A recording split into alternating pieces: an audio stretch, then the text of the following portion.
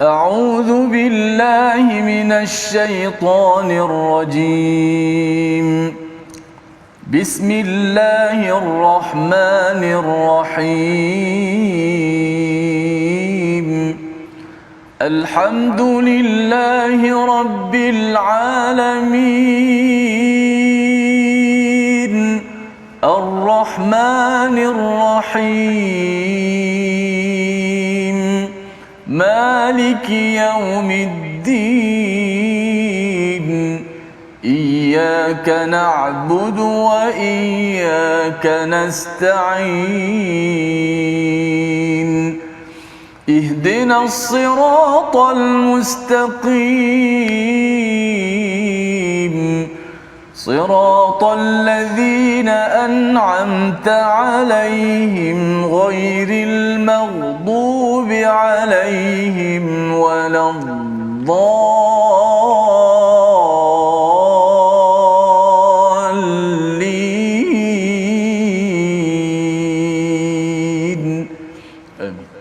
Assalamualaikum warahmatullahi wabarakatuh. Alhamdulillah wassalatu wassalamu ala Rasulillah wa ala alihi wa man wala syada la ilaha illallah syada Muhammadan abduhu wa rasuluhu. Allahumma salli ala sayidina Muhammad wa ala alihi wa sahbihi ajma'in. Amma ba'du. Apa khabar tuan-tuan dan puan yang dirahmati Allah sekalian? Kita bertemu dalam My Quran Time, baca faham amal.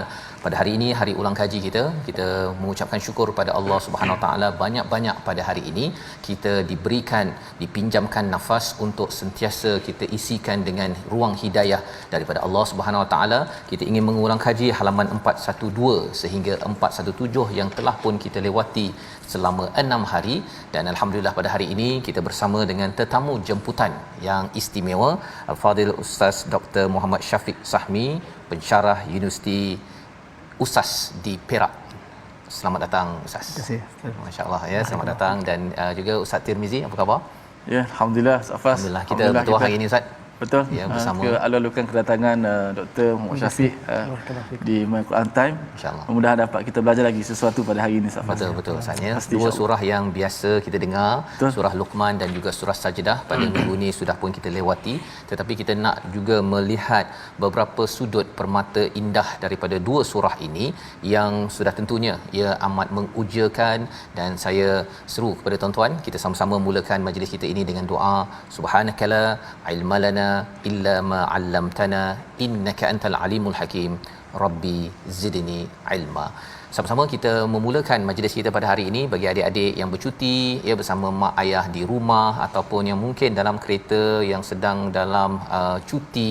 Kita ambil kesempatan kita berhenti sebentar 1 jam ya, ingin kita melihat sekitar 6 halaman yang telah pun kita lewati, bermula daripada halaman 412 ya, surah Luqman, surah yang bercerita tentang salah seorang tokoh yang diangkat oleh Allah Subhanahu Wa Taala. Kita ingin memulakan dengan melihat kepada ayat yang ke-13, satu ayat perkataan daripada Luqman yang amat istimewa. Kita persilakan Ustaz Tirmizi membaca dan kemudian kita sama-sama baca dan kemudian kita akan melihat dalam ayat ini ada perkataan qala dan ada perkataan ya'idhuhu, dua perkataan yang hampir sama mungkin ataupun apa maksudnya. Kita baca bersama ayat 13.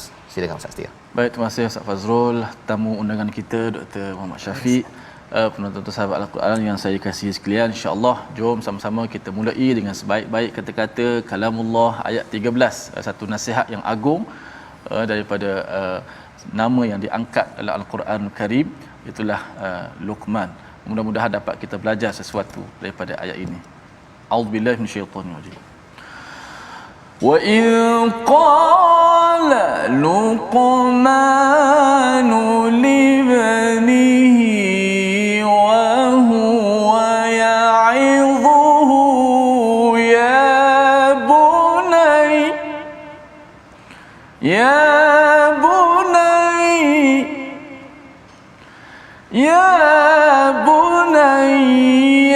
la tushrik billah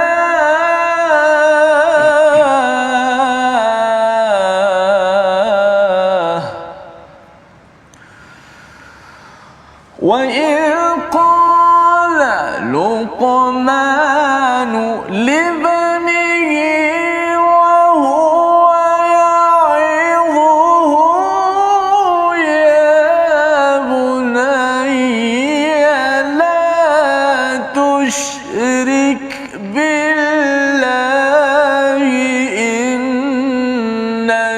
الشرك لظلم عظيم.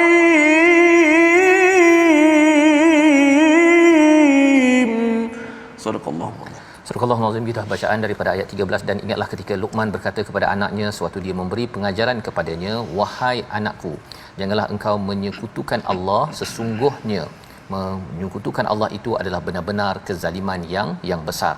Dalam ayat ini kita bertemu dengan perkataan wa id qala Luqman, apabila Luqman berkata kepada anaknya, wa huwa ya'idhuhu, dan dia menasihati.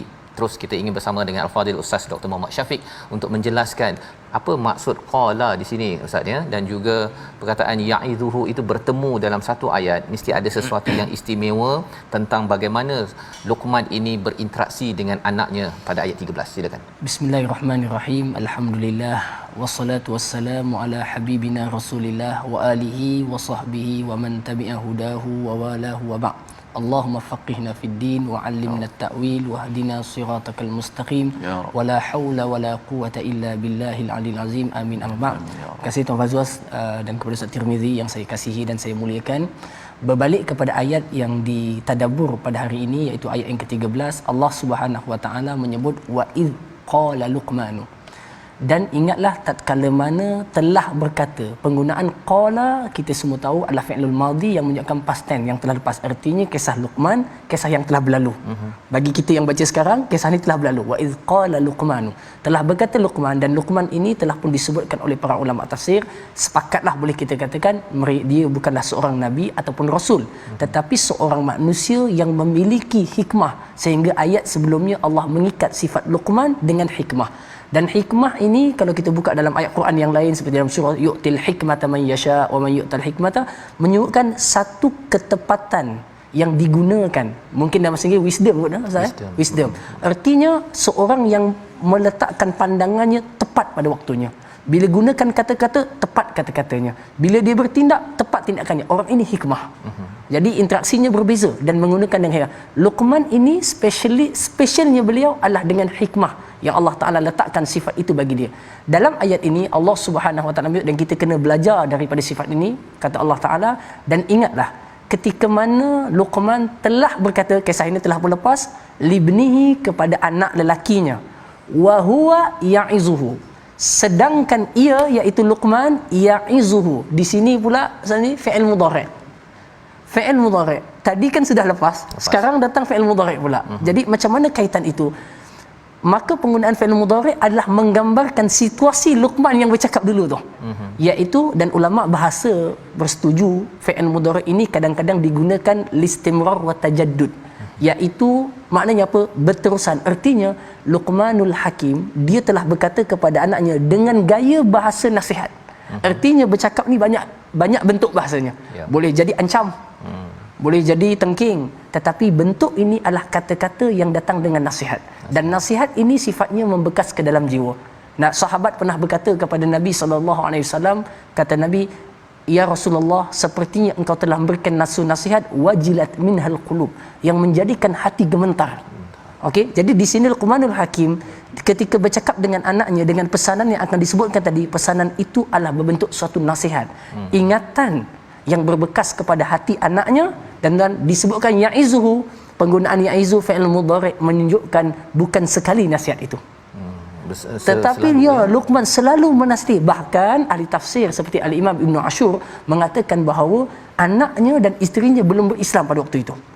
Jadi dengan nasihat mengatakan jangan syirikkan Allah, jangan syirikkan Allah, dan akhirnya anaknya masuk Islam. Ini menunjukkan kepada kita, wahai ibu bapa lah khususnya, jangan berhenti daripada nasihat dan pesan kepada anak, kerana mungkin nasihat pertama tidak, kedua menjadi, atau ketiga menjadi. Artinya jangan putus asa. Kalaulah Nabi Allah Nuh sampai anaknya nak meninggal dah, dia tetap mengatakan naiklah ke atas, irkam ma'ana, naiklah.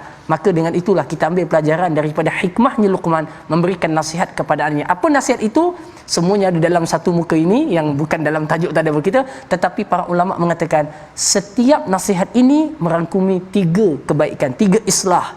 Islahul i'tiqad, membaiki akidah, islahus syariah, membetulkan ibadah dan membetulkan akhlak sesama kehidupan manusia. Sampai ayat yang di bawah tadi, sampai cara berjalan pun dinasihatkan, waqsid fi mashyika waghdud min sautik. Begitu hikmahnya Luqman, dia bukan nak anaknya jadi Islam, selamat di akhirat, tetapi dia nak kamu betul akidah kamu, betul ibadah kamu kepada Allah, dan betul sosial kamu sesama manusia. Inilah hikmahnya Luqman. Masya-Allah, itu adalah penerangan daripada Fadil Ustaz Dr. Muhammad Syafiq untuk menjelaskan kepada kita ya beza di antara qal dan juga ya'izuhu sebentar tadi. Qal itu maksudnya telah bercakap ya, tapi ya'izuhu itu nasihat yang membekas ya, membekas, dan itu memerlukan kepada gaya komunikasi yang berkesan ya bersama dengan anak.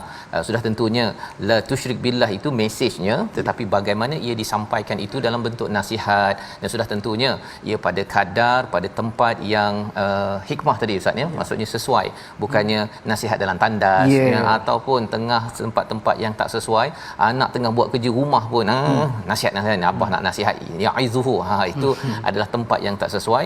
Dan ini adalah satu perkataan yang dirakamkan pada ayat yang ke-13 untuk ibu-ibu ayah-ayah mempelajari teknik memberi nasihat yang berkesan, bukan yang akhirnya anak kata abah ni beliti je ataupun mak ni beliti. Bukan itu yang sepatutnya respon pada perkataan ya'iduhu sebentar tadi. Baik, jadi kita ada panduan di dalam halaman 412 ini untuk bagaimana mendidik seorang anak, mendidik ahli keluarga kita, dan diteruskan pada halaman 413 kita akan melihat beberapa kali sehingga halaman 414 hujung surah Luqman ini perkataan alam tara ya ataupun alam tara, di mana Allah suruh kita memerhatikan. Awal surah Luqman juga bercakap tentang Allah menciptakan langit, Allah menciptakan bumi, Allah menjadikan dabbah ataupun air yang menumbuhkan zaujin karim. Jadi kita ingin melihat kepada salah satunya pada ayat yang ke-20 ya bersama Ustaz Tirmizi, apakah yang dimaksud dengan alam tarau, apa kaitan dengan nasihat pada muka surat 412 sebentar tadi. Mari sama-sama kita baca ayat 20 bersama Ustaz Tirmizi. Baik, terima kasih Ustaz Fazrul. Kita baca ayat yang ke-20 surah Luqman. A'udzubillahi minasyaitonir rajim. Alam tarau anna Allah sakhkhara lakum ma fis samawati wa ma fil ardi wa asbagha alaykum ni'amahu zahiratan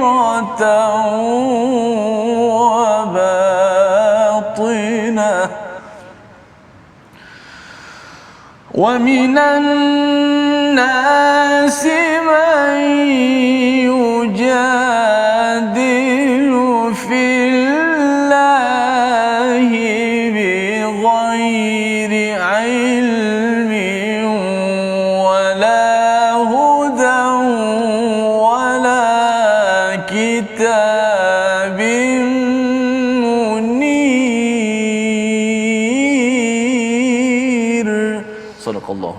Tidakkah kamu memerhatikan bahawa Allah telah menundukkan apa yang ada di langit dan apa yang ada di bumi untuk kepentinganmu dan menyempurnakan nikmat-Nya untukmu zahir dan batin?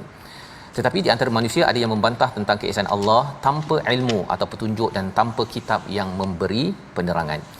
Perkataan awal daripada ayat 20 ini alam tarau, dan kemudian kalau kita pergi kepada muka surat sebelah ada alam tara, dan kemudian pada ayat yang ke-31 alam tara. Paling kurang ada 3 kali lah Ustaz ya, mungkin ada lebih lagi, itu saya tak perasan ya.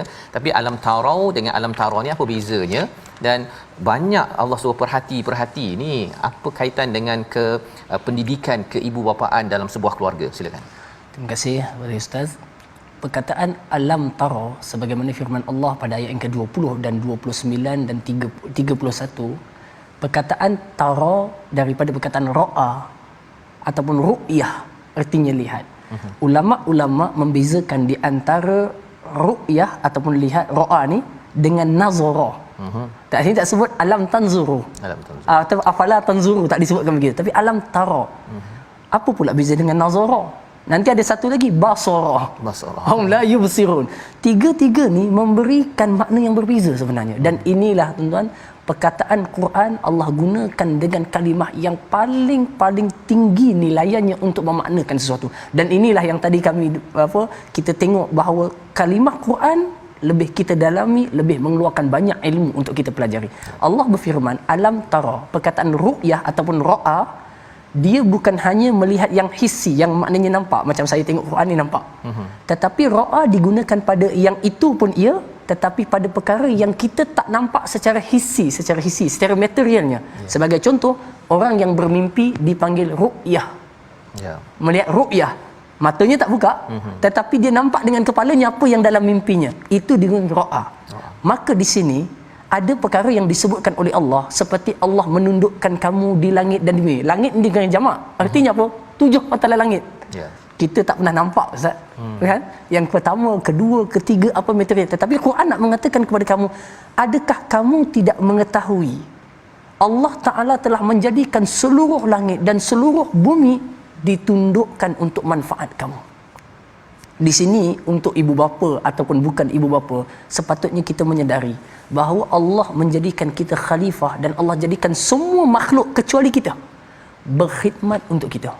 Matahari berputar untuk kebaikan kita, bulan mengelilingi bumi dengan kebaikan untuk kita, awan, hujan, malaikat hatta berkhidmat menjaga kita, kiri dan kanan sebagaimana Allah sebut dalam Al-Quran. Dan banyak lagi, pokok pandan pun tumbuh untuk buat bubur kita makan, pulut, pokok kelapa, semua untuk manfaat kita. Soalannya, kita ini ada untuk siapa? Maka inilah yang ibu bapa perlu tegaskan kepada anak. Kalau semua perkara yang Allah ciptakan di langit dan di bumi adalah untuk kebaikan kita mengambil manfaat, kamu wahai anak diciptakan untuk siapa? Untuk apa? Itulah nanti sampai kepada akhir, wa ma khalaqtul jinna wal insa illa liya'budun. Supaya kamu taat kepada Allah wahai anak. Kait juga dengan Luqman tadi, kan? Supaya kamu taat kepada Allah. Dan di sini juga satu persoalan penting untuk kita tengok. Sebab itu Allah sebut wa asbagha alaikum ni'amahu zahiratan. Ni'amahu zahiratan kita boleh nampak, kan? Betul. Dengan segaknya Ustaz Azrul, wajahnya, dengan sehatnya. Tetapi ada wa batinah, tak dilihat mata. Sebab itu dengan tarau. Kita tak boleh lihat dengan hissi, dengan materialnya, dengan fizikalnya. Tetapi kita dapat mengetahui ianya wujud. Contoh, Allah bagi nikmat iman, ketenangan, ilmu. Tak nampak tapi ianya wujud dan ada. Maka penggunaan tarau perlu kita lihat dan perhatikan. Allah menyebutkan banyak perkara yang luar daripada kekuatan pandangan mata kita ataupun yang boleh kita pandang. Yang kedua-duanya ini perlu kita ketahui. Sebab itu dalam tafsir ketika menyebutkan alam tara kaifa fa'ala rabbuka bi ashabil fil, hampir kebanyakan ahli tafsir mengatakan alam tara kaif artinya alam ta'lam. Sebab Nabi tak hidup zaman Ashabul Fil. Nabi tak hidup. Tapi kenapa Allah kata, adakah kamu tak melihat wahai Muhammad tentang Abrahah? Nabi tak lahir lagi. Maknanya apa? Adakah engkau tidak mengetahui? Maka dalam ayat ini kalau kita aplikasikan, kita akan kata, adakah wahai manusia seluruhnya kamu tidak melihat Allah telah jadikan seluruh muka bumi, langit untuk khidmat kepada kamu. Kamu ambil manfaat dia. Matahari dengan tenaga solar, dengan gas, dengan api, dengan air, dengan tumbuhan. Allah bagi pula kamu nikmat zahir dan batin. Lalu Allah Ta'ala kata, tapi di antara manusia ada yang terus tegar berdebat tentang keesaan Allah.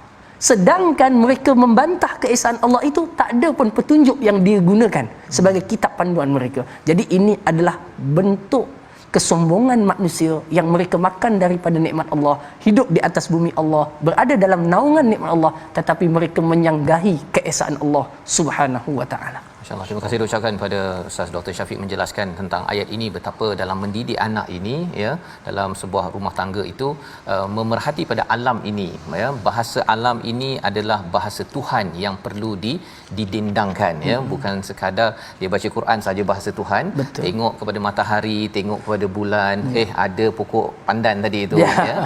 Dapat, ya, bawakan anak-anak untuk memijak pasir di pantai contohnya. Betul. Semua itu di zahir, tetapi dalam masa yang sama juga bila rasa seronok, kan, anak bermain air itu, seronok tak? Seronok. Ia dikaitkan dengan betapa semuanya ditundukkan untuk kita. Kita ni nak tunduk pada siapa? Itu mesejnya, Ustaz, ya. Saya sikit kalau saya teringat, kan, ulama mengatakan bahawa untuk mengenal Allah ada 2 kitab. Ya. Okey, yang pertama kitab yang dibaca Quran. Di sini dah sebut sifat Allah semuanya sekali. Ya. Kan? Al-Malik, Al-Qudus, As-Salam, Al-Mu'min. Tetapi ada satu lagi kitab yang kalau dilihat dan dibaca kita boleh kenal Allah juga, iaitu kitab alam. Kitab Allah. Di sinilah disebutkan tadi. Artinya siapa yang nak mengenal Allah mesti membaca dua-dua kitab. Al-Kitabul Matlu, kitab yang dibaca Quran, wal Kitabul Manzur, kitab yang dilihat. Mungkin hari ini ramai yang menyempitkan kitab yang dibaca sahaja untuk kenal agama. Sedangkan kitab ini, di sinilah nanti lahirnya saintis. Bila dia melihat astronomi, lahir orang Islam yang bertauhid, pakar astronomi. Lahir orang Islam yang hebat, tengok pada pokok jadi pakar botani. Macam itulah bahasanya dan sebagainya. Jadi di sini menuntut kepada kita, dan akhirnya semua ilmu ini membawa kepada satu noktah, iaitu apa? Mengenal bahawa tiada pencipta yang sebenar melainkan Allah. Kata Ibnu Athaillah As-Sakandari dengan bahasanya yang terkenal. Dia kata apa?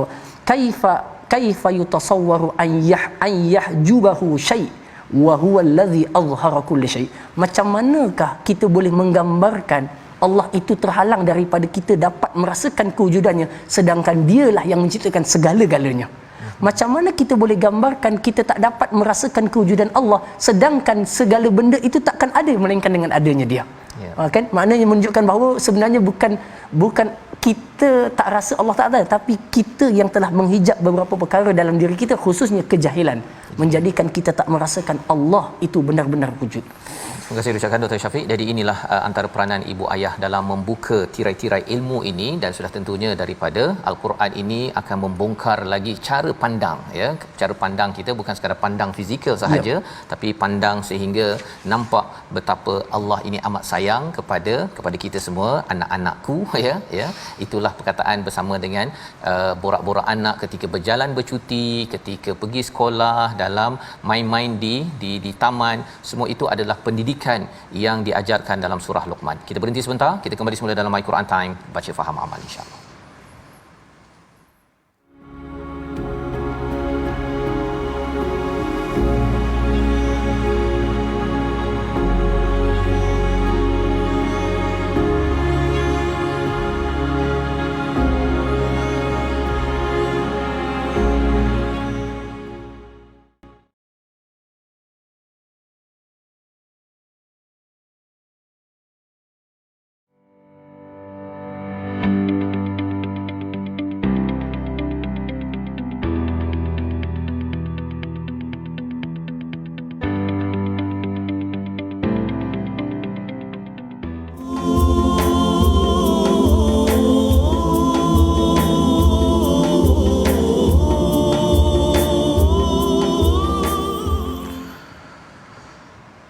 ألم تر أن الفلك تجري في البحر بنعمة الله ليريكم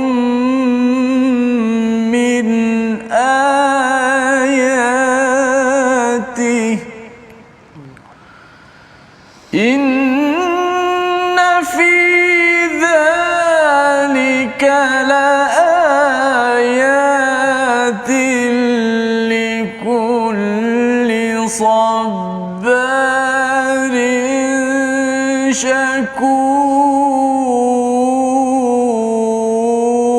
شكور. صدق الله. Kembali kita mula dalam My Quran Time, baca faham amal pada hari ini untuk ulang kaji pada halaman 412 hingga 417. Surahul Azim. Itulah bacaan daripada ayat yang ke-31 surah Luqman, yang terjemahannya, tidakkah engkau memerhatikan bahawa sesungguhnya kapal itu berlayar di laut dengan nikmat Allah, agar diperlihatkannya kepadamu sebahagian daripada tanda-tanda kebesarannya bagi setiap orang yang sangat sabar dan banyak bersyukur. Kita menyambung diskusi kita bagaimana dalam surah Luqman ini ada panduan bagi ibu ayah, bagi pemimpin untuk melatih kepada orang bawahnya tentang nilai tauhid. Dan sudah tentunya dalam ayat ini bercakap tentang kapal, Ustaz, ya. Terus nak bertanya pada Ustaz Dr. Syafiq kita pada hari ini, kapal ni kalau kat Mekah tu tak berapa nak nampak, kan? Kalau duduk Mekah sahajalah, ya. Tapi ayat ni turun, ya, di Mekah. Kalau silap tolong betulkan Ustaz ni, nak tanya soalan ni, iaitu mengapa kapal dan apakah yang istimewanya sampai bergabung perkataan sabarin syakurin di dalam ayat yang sama ini? Silakan. Terima kasih. Dia berbalik sama dengan perbincangan tadi, alam tara juga. Alam tara juga. Walaupun kapal tu tak pernah nampak, tapi tahu dah. Bangsa Parsi, bangsa Rom, mereka pernah belayar di kapal. Biasa. Dan bahkan sebahagian sahabat memang ada yang belayar. Kalau kita tengok hadis tentang Jassasah, sahabat Nabi yang terdampar di satu pulau melihat Dajjal, mereka sudah ada pelayaran. Artinya dalam akal bangsa Arab pada waktu itu, berjalan di atas kapal ini sudah pun wujud, dan ada dalam sakofah, dalam knowledge mereka. Mereka ni pedagang. Ya, pedagang. Jadi alam tara annal fulka, dan fulk ini adalah kalimah pengangkutan laut yang besar. Kalau kecil namanya safinah. Sebagaimana dalam suratul kahfi kan, safinah. Tapi ini fulk besar. Dan di sini kalau kita lihat Allah Taala sebut, adakah kamu tidak melihat, sama ada kamu nampak mata betul ataupun kamu dapat membayangkan bagaimana besarnya kapal. Kalau di Malaysia ni besi tu kan, kalau di sana dulu mungkin kayu. Dia boleh berjalan di atas laut dengan logik akal. Kalau kita fikir sikit saja, benda berat mesti tenggelam Ya. Tetapi Allah Taala kata apa? Bi ni'matillah. Semua itu Allah jadikan dengan sistem alam yang menjadikan kamu dapat manfaat. Boleh saya katakan tuan, barang Shopee kita ni kalau kita beli tu tak sampai kalau tak ada shipping. Laut tadi. Artinya berapa banyak nikmat yang Allah bagi kat kita, mudah hidup kita dengan adanya pengangkutan laut. Okey. Quran kata, tetapi ingat, semua yang Allah bagi itu jangan tengok zahirnya saja. Artinya Allah Ta'ala nak didik kita orang beriman, jangan tengok sesuatu itu pada fizikalnya atau pada zahirnya, tetapi sampailah kepada hakikatnya. Quran kata apa? Liyuriyakum min ayati. Supaya dapat mempamerkan kepada kalian tanda-tanda kebesarannya. Artinya setiap kejadian Allah, kalau tak menyampaikan, kamu dapat melihat inilah Allah dan tandanya. Sebagaimana kata seorang ahli hikmah, mereka menyatakan, dia kata wa fi kulli syai'in lahu ayatun tadullu ala annahu wahidun. Setiap sesuatu ni kalau kamu tengok betul-betul sedang menunjukkan bahawa adanya yang Maha Esa sedang menciptakan. Saya tengok satu mizin, tengok dia suara tadi. Macam mana suara tu boleh keluar? Keluar. Dan dia pula yang kawal keluar tu tinggi ke rendah ke. Kalau kita lihat segala sesuatu, kita sedang dapat melihat sebenarnya ada yang tauhid. Sebab itulah para ulama mengatakan, mana sahaja mata kamu memandang, pandanglah di sebaliknya itu adanya pencipta yang esa. Sehingga setiap masa iman kita boleh bertambah dengan kita meyakini wujudnya Allah Subhanahu Wa Taala. Itulah yang dipanggil sebagai kesatuan akidah dalam kehidupan kita, yang anak-anak mesti dibesarkan dengan cara ini. Sehinggalah dia membesar dengan tarbiyah imaniyah yang benar. Maksudnya bila dia dapat barang beli daripada Shopee tu, dia dah boleh dikaitkan dengan ayat 31. Boleh kaitkan dah. Tapi belum masuk sabar lagi ni, Ustaz. Belum lagi. Itu. Subhanallah, Quran Allahu Akbar kan. Dia punya apa? Maknanya lebih besar daripada ayat. Ya. Pasal lagi banyak daripada ayat. Di sini ada perkataan min ayati, kemudian dia cakap lagi sambungnya inna fi zalika la ayatil likulli sabarin syakur. Mengapa ada tambah lagi kat situ tu? Setelah menyebutkan nikmat Allah daripada kita panggil bahtera yang berjalan tadi, yang kamu boleh dapat banyak ikan, dapat daging, dapat ayam import pun dapat dengan shipping yang ada ni. Nikmat Allah, inna fi zalika la ayat. Semua itu merupakan tanda-tanda kebesaran Allah, tapi bukan semua orang dapat. Inilah poinnya. Siapa je yang boleh dapat kesan kebesaran itu dan boleh rasa betul. Tak semua orang rasa. Kalau kita tanya pun tak semua rasa. Tetapi yang hanya dapat itu sabar, syakur. Siapa pula yang bersifat dengan sifat sabar dan juga syakur ini? Hanya orang yang mentauhidkan Allah dan beriman dengan kebesaran Allah. Dia je. Sebab sifat sabar dan syukur hanya ada bagi orang beriman. Dan takkan ada bagi kafir. Kenapa? Nanti kita akan sentuh sikit dia. Cuma saya nak sebut apa? Dua sifat ini kenapa disekalikan? Sedangkan kalau kita tengok sabar ini dengan ujian, syukur dengan nikmat, dua yang berbeza. Tetapi kenapa disekalikan? Dan pula kenapa mulakan sabar baru syukur? Tak syukur ke sabar? Orang yang bersyukur telah melalui jalan sabar, baru dia boleh syukur. Betul kan? Kena sabar dulu baru boleh syukur. Artinya kita boleh bersyukur dengan nikmat Allah. Macam mana kita, ya Allah terima kasih kerana dulu kita pernah susah. Kita pernah merasai satu ujian dan kita sabar. Saat mendapat nikmat, ya Allah, maknanya nikmat tidak akan dirasakan nikmat kerana sebelum itu tidak ada. Artinya benda tak ada nikmat, bila kita dapat tu baru kita masa tak ada tu sabar. Ya, sabar kan. Jadi dia akan datang dengan sabar dan syukur. Tetapi dalam ayat ini pula digunakan sabar, bukan sabar. Sabar. Sabar adalah siratul mubalaghah. Satu lafaz yang melampau-lampau. Maknanya apa? Bukan orang sabar biasa. Ya. Bukan sabar sekali kan kena potong, kedua kali aku lantak aku lawat, itu dah tak sabar dah. Sabar orang yang sangat-sangat sabar. Dan saya nak sebut dalam hidup kita ni Zat, kita kena akuilah. Hidup kita ni siapa pun mesti akan ada yang kita suka, ada yang kita tak suka. Mesti ada sakit, ada sihat. Mesti ada keadaan ekonomi yang jatuh, ada keadaan ekonomi yang luas. Allah jadikan begitu untuk mendidik manusia jadi seorang yang sabar dan syukur. Dan hadirin yang dikasihi sekalian, kata Al-Imam Asy-Sya'bi, dan ini direkodkan juga oleh Al-Imam Ibnu Qayyim dalam kitabnya Uddatus Sabirin wa Zakhiratus Syakirin, menyatakan bahawa satu riwayat menunjukkan as-sabru nisful iman. Separuh iman tu sabar, separuh lagi adalah syukur. Jadi dua-dua ni letak sekali ni supaya apa? Kita semua bukan hanya ada sabar aja, tetapi kita mesti memiliki sabar dan memiliki syukur. Dua-dua kena ada. Dan saya belum tutup lagi, saya sikit lagi. Nabi pernah menyebutkan, kata Nabi SAW, ajaban li amril mu'min inna amrahu kullahu khair. Sangat dikagumi urusan orang yang beriman, urusannya semuanya baik. Dan kita nak kena ambil pelajaran. Urusan hidupnya semuanya baik. Saat ekonomi jatuh pun dia boleh terus bersabar. Saat dia kaya, dia boleh bersyukur pada Allah. Saat dia sehat, dia tabah dan hadapinya. Saat orang mengata dia, dia sabar. Saat orang memuji dia, dia syukur pada Allah. Artinya apa? Kata Nabi, sangat dikagumi urusan orang beriman. Semua urusan hidupnya baik. Orang tanya macam mana? Okey, alhamdulillah, baik lagi. Inna amrahu kullu in asabahu sarra'a syakar wa hamidallah. Kalau ditimpa sesuatu yang tak elok, dia akan bersabar, tetap puji Allah. Wa in asabahu dharra asabar wa hamidallah. Kalau ditimpa kemudaratan, kesakitan, kurang harta, putus cinta ke agaknya okay? Gaduh kelahi ke apa ke, orang kata dia, orang fitnah dia dan sebagainya, dia bersabar dan tetap memuji Allah. Artinya tauhidnya tidak berubah. Baik, sekarang saya nak masuk. Kenapa orang kafir tak masuk dalam hal ini? Kerana orang kafir pandangannya hanya terhadap dunia, alam yang dilihat. Artinya mereka kalau diuji dengan satu ujian, contoh tiba-tiba kehilangan anak 7 orang, dia ada 7 orang, 7 mati, mereka akan jadi terus, kita istilahnya apa, tak terkawal hidupnya. Apa ni? Kerana apa? Orang yang beriman dengan sabar, dia menggantungkan segalanya kepada Allah. Ya Allah, aku bersabar dengan kematian ini. Bahkan Nabi sebut orang yang kematian 2 orang anak atau 3 orang anak akan jadi hijab di akhirat. Artinya dia dapat reduce dia punya tekanan tadi dengan sifat sabar. Begitulah kalau dia dapat nikmat, dia tak akan sombong kerana dia tahu ini Allah yang bagi. Tapi berbeza dengan orang yang tak ada iman.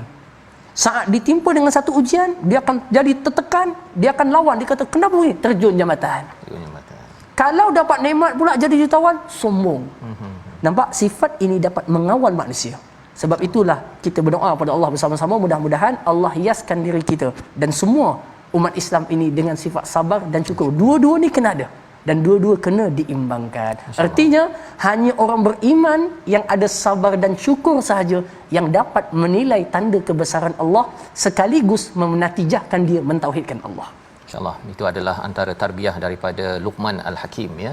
Bila awalnya itu banyak pasal syukur, kemudian di hujung-hujung pada muka surat 412 itu bercakap tentang sabar, ya, bercakap tentang mengingatkan kepada makruf, mencegah kepada kemungkaran. Rupanya orang yang makin berdakwah ini dia makin lagi kena bersabar. Betul. Dan akhirnya sabar campur syukur disimpulkan pada ayat yang ke-31 ini, tuan-tuan. Inilah yang kita nak bina dalam diri anak-anak kita, cara melihat, ya, mendapatkan kesabaran, kesyukuran itu sudah pun dijelaskan awal dan disimpulkan lagi sehingga kan orang yang sabar syukur ni ustaz ni dia dapat melihat beyond, ya, melangkau sehingga kan dia tahu ilmu berkaitan dengan perkapalan tadi tu, benda yang rasa macam jauh sangat daripada China tu boleh sampai ke Malaysia. Ketika ada kepayahan yang ada, dia dapat tengok lagi formula-formula untuk masih lagi bangkit dan terus bersyukur kepada Allah Subhanahu Wa Taala. Ini adalah tarbiyah daripada surah Luqman dan kita nak bergerak kepada surah baru kita, ya, surah As-Sajdah, di mana kita nak melihat kepada ayat yang kelima daripada, ataupun kita ambil dahulu ayat kelima daripada surah As-Sajdah ini yang biasa kita dengar pada pagi Jumaat kalau imam baca pada solat subuh bersama Ustaz Tirmizi pada hari ini. Silakan Ustaz. A'udzubillahi minasyaitanir rajim. يدبر الأمر من السماء إلى الأرض ثم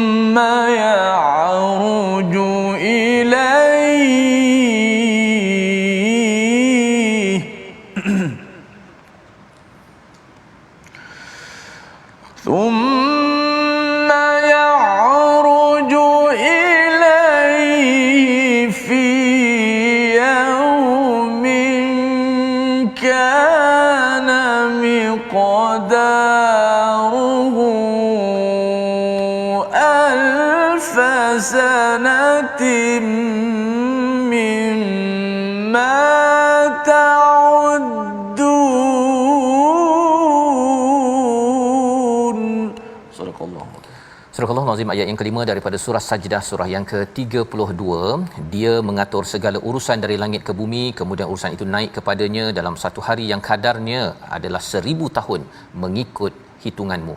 Ini adalah ayat permulaan daripada surah Sajdah, dan di akhir surah Sajdah ini pada ayat yang ke-24 Allah memuji kepada orang-orang yang digelar sebagai a'immah, ya, pada ayat yang ke-24, wa ja'alna minhum a'immatan yahduna bi amrina lamma sabaru, iaitu imam-imam, pemimpin yang menunjuk kepada amrina. Jadi ada perkataan al-amr dalam ayat 5 ini, Ustaz, ya. Di hujung itu ada pada ayat 24 ada perkataan yahduna bi amrina. Apa maksud amr yang dinyatakan pada ayat 5 ini? Allah mengatur segala urusan daripada langit. Silakan. Terima kasih kepada Ustaz atas soalan yang ditanyakan. Allah Ta'ala menyebutkan pada ayat yang kelima, setelah ayat keempat menyebutkan Allahul ladzi khalaqas samawati wal arda wa ma bainahuma fi sittati ayamin thumma istawa 'alal arsy. Kemudian ayat kelima memperincikan lagi, dan dialah yang menciptakan langit dan bumi, okey. Dan dia jugalah yang mentadbir segala urusan daripada langit ke bumi.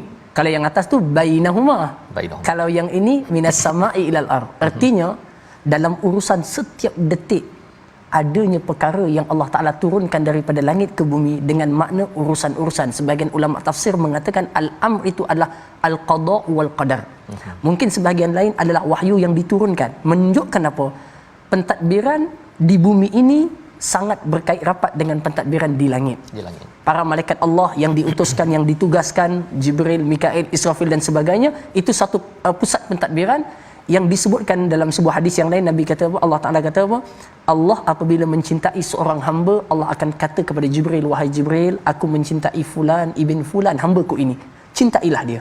Jibril alaihissalam akan berkata kepada seluruh penduduk langit. Di kanan mungkin para malaikat Allah yang kita tak tahu, dan dia kata, wahai seluruh penduduk langit, Allah mencintai fulan ibn fulan, cintailah dia. Semua mencintainya, menunjukkan bahawa satu pentadbiran yang agung dan besar terhadap bumi berada di langit. Artinya, wahai penduduk bumi, kalian hidup tidak boleh putus daripada langit. Dan sumber langit itu yang kita sebut risalah samawiyah, risalah langit, iaitu Quran. Artinya untuk orang di bumi baik, dia tidak boleh putuskan hubungan yang menghubungkannya dengan langit, iaitu Quran. Tempat penurunannya iaitu Quran Al-Karim, kerana Quran daripada Baitul Izzah yang berada di sama'i dunia, langit dunia. Artinya kehidupan manusia di bumi yang nanti disebut pada ayat yang ke-7, iaitu wa bada'a khalqal insani min tin, manusia cara dari tanah.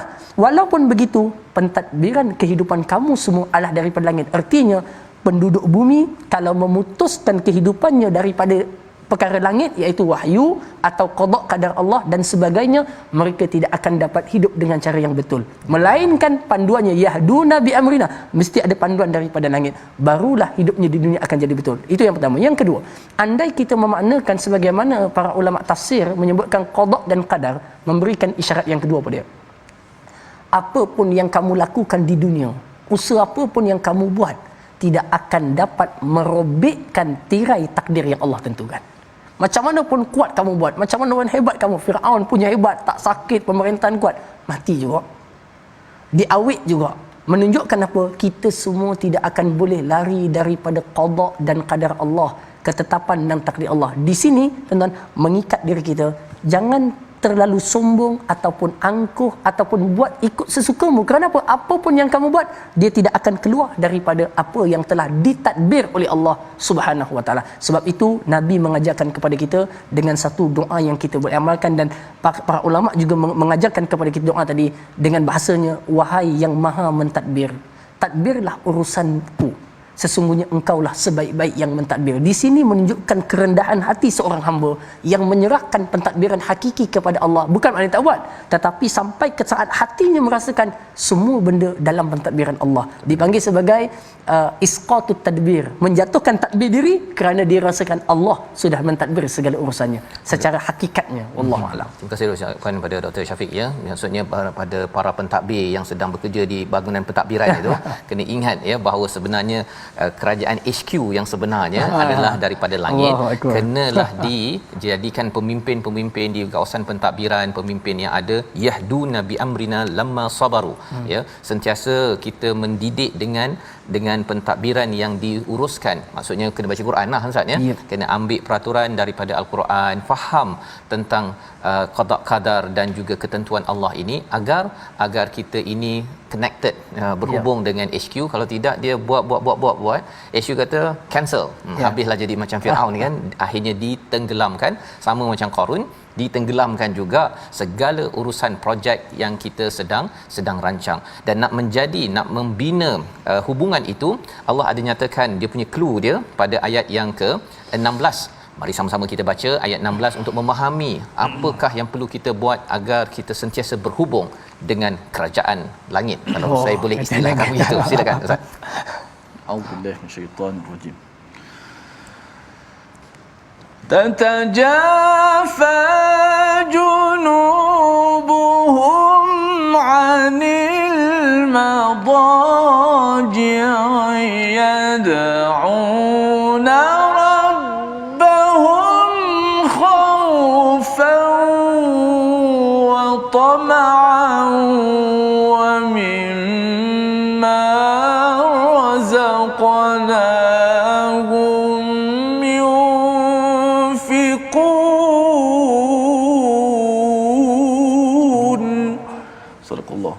Surahul Azim. Lambung mereka jauh daripada tempat tidurnya, mereka berdoa kepada Tuhannya dengan rasa takut dan penuh berharap, dan mereka menafkahkan sebahagian daripada rezeki yang kami berikan kepada mereka. Ini adalah orang yang tidak sombong, dan kita perlukan pencerahan daripada Dr. Syafiq untuk menerangkan macam mana saya nak mempunyai hubungan yang baik dengan pentadbiran di langit ini ya. Masa kita yang pendek, tetapi kalau dalam masa 2 minit ini doktor boleh mencerahkan apa maksud tatajafa junubuhum. Sila. 2 minit tempoh yang menyakitkan, tetapi kita cuba untuk pergi. Perkataan tatajafa junubuhum adalah orang yang selalu merenggangkan. Bahkan fi'il mudhari' juga digunakan tu. Tatajafa junubuhum maknanya orang yang sentiasa merenggangkan dirinya dengan katil, dengan bahasa pada waktu malam dia selalu bangun dan bangkit, tapi bukan untuk kencing. Bukan untuk cari makan di dapur, tetapi yad'una rabbahum khaufan wa tama'a. Malam itu dia bermunajat kepada Allah dengan ada 2 rasa, takut dan harap. Kalau ustaz kita recall balik yang tadi, sabar, syakur, dua. Dan di sini khaufan wa tama'an, dipanggil takut dan harap. Okey, khauf dan raja, sabar dan syukur. Dua-dua ini sangat berkait untuk membina peribadi muslim yang baik. Dan di sini juga kait dengan yang kita baca tadi. Inilah namanya syariat. Syariat yang turun daripada risalah samawiyah, kalau kita amalkan akan menghubungkan diri kita kepada darjat langit, maknanya naik melangit.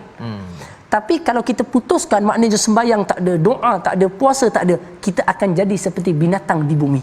Hanya sekadar makan, kahwin, berseronok, bersenang, habis mati.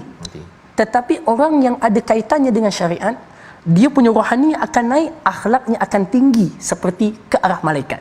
Tetapi kalau tidak ada syariat, dia akan jadi binatang. Maka sebab itu para ulama mengatakan bahawa orang yang semakin kuat pegangnya dengan syariat, dia akan semakin dekat dengan sifat kemalaikatan. Bukan kita kata malaikat macam kita, tak. Maknanya dia naik ke sifat kesamawiyah. Tetapi kalau dia langsung hidup tidak ada panduan daripada langit, dia akan hidup kepada bahaim, kepada manusia. Bahkan Quran kata balhum adal, boleh jadi lebih dahsyat dan buruk daripada baik.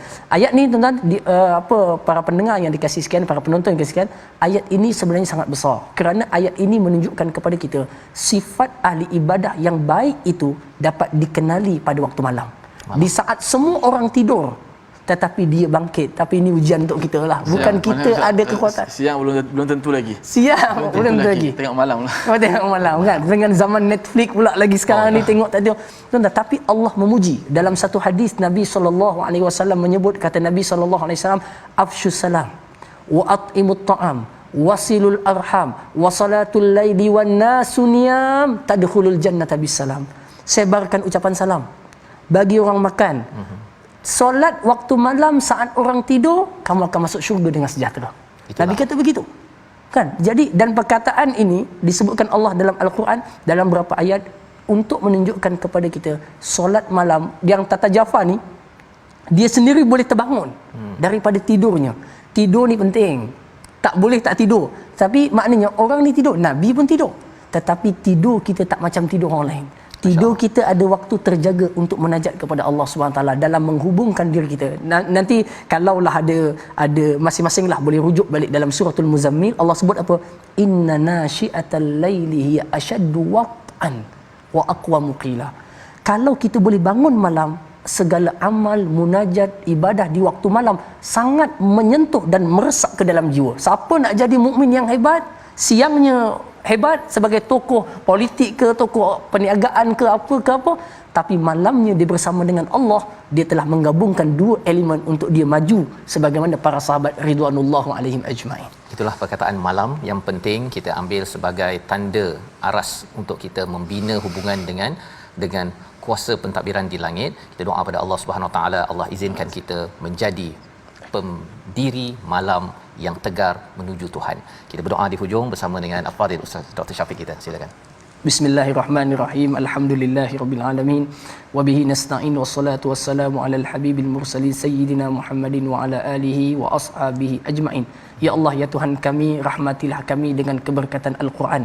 Kurniakan kepada kami cahaya dengan cahaya Al-Quran. Pakaikanlah kami dengan akhlak Al-Quran dan kurniakanlah kepada kami Al-Quran sebagai imam kami.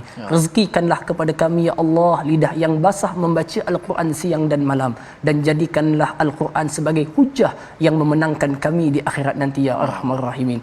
Ya Allah, ya Tuhan kami bermohon kepadamu ya Allah, bantulah kami untuk memahami kitab-Mu ya Allah, dan bantulah kami untuk mengamalkan segala yang terkandung dalam kitab-Mu ya Allah, dan kurniakan kepada kami ya Allah akan syafaat besar untuk kami selamat daripada api neraka-Mu dengan syafaat Al-Quran. Rabbana hablana min azwajina wa dhurriyyatina qurrata a'yunin waj'alna lil muttaqina imama. Rabbana atina fid dunya hasanah wa fil akhirati hasanah wa qina adzabannar. Wa sallallahu ala sayyidina Muhammadin nabil ummi wa ala alihi wa sahbihi wa baraka wasallam. Walhamdulillahi rabbil alamin. Amin ya rabbal alamin. Terima kasih diucapkan pada Ustaz Dr. Syafiq kita bersama pada hari ini ya, untuk menjelaskan 6 halaman ya. Kita tidak pergi kepada 6, kita pergi kepada 5 sahaja. Yang pastinya ulang kaji ini harapnya membantu tuan-tuan untuk terus kita membina generasi Al-Quran, dan kita terus menyumbang ya sebagai salah satu tanda kita ingin membina hubungan dengan pentadbiran di langit dalam tabung gerakan Al-Quran. Tuan-tuan dijemput untuk bersama kita gabungkan ya sumber yang ada ini untuk kita terus menyebarkan nilai Al-Quran yahduna bi amrina lamma sabaru sebagai satu perjuangan kita bersama. Kita bertemu lagi dalam ulangan pada malam ini dan juga pagi esok, dan terus kita melihat kepada halaman baru daripada Al-Quran, My Quran Time, baca faham amal insya-Allah.